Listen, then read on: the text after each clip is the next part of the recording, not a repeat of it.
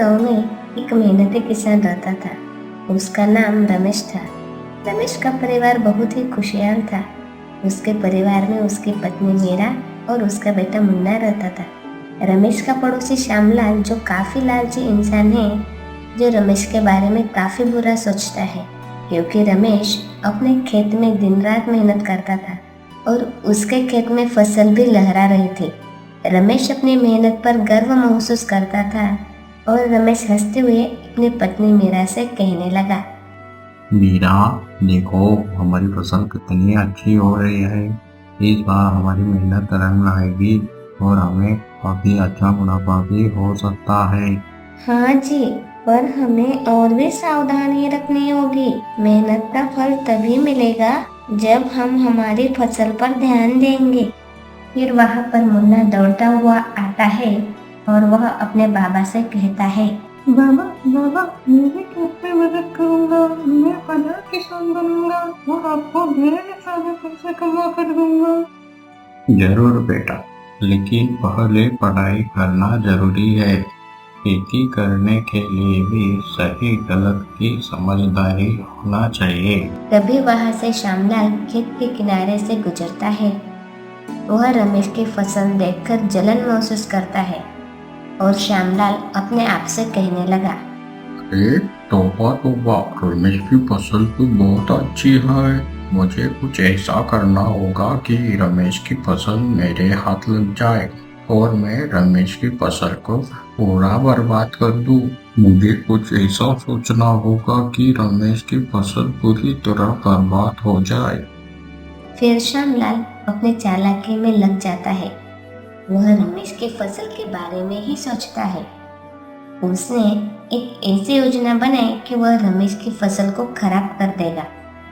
फिर श्यामलाल मन ही मन सोचने लगता है, वाह तौबा, अगर मैं रात के समय रमेश के खेत में जहर डाल दूं तो उसकी फसल बर्बाद हो जाएगी।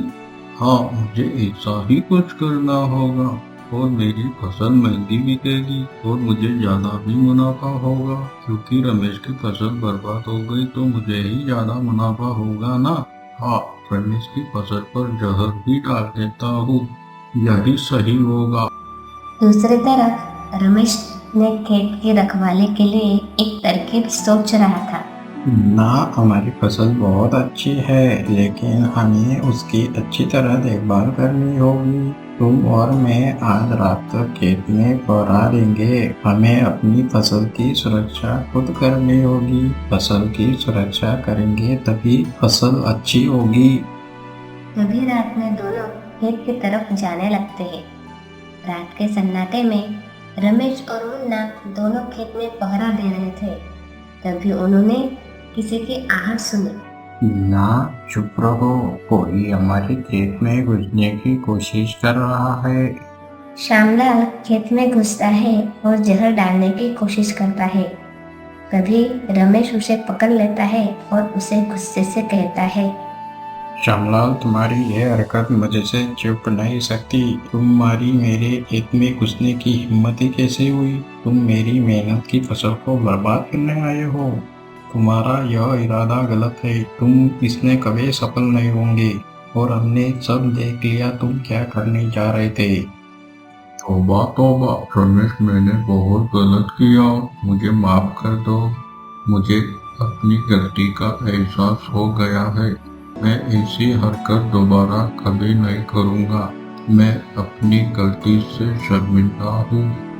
रमेश ने श्यामलाल को माफ कर दिया, लेकिन एक शर्त पर। उसने श्यामलाल को कहा कि मेहनत और ईमानदारी ही असली सफलता की कुंजी है। श्यामलाल, अगर तुम मेहनत करोगे तो तुम्हारे भी खेत में फसल लहराएगी। ईमानदारी से ही जीने में सच्ची खुशी होती है, इसलिए मेहनत करना सीखो। तौबा तौबा, रमेश, तुमने मुझे सही राह दिखाई। अब मैं भी मेहनत करूँगा और अपनी जमीन को खुशहाल बनाऊंगा। रमेश की मेहनत और सच्चाई ने श्यामलाल को बदल दिया। गांव में यह बात फैल गई कि मेहनत का फल हमेशा मीठा होता है।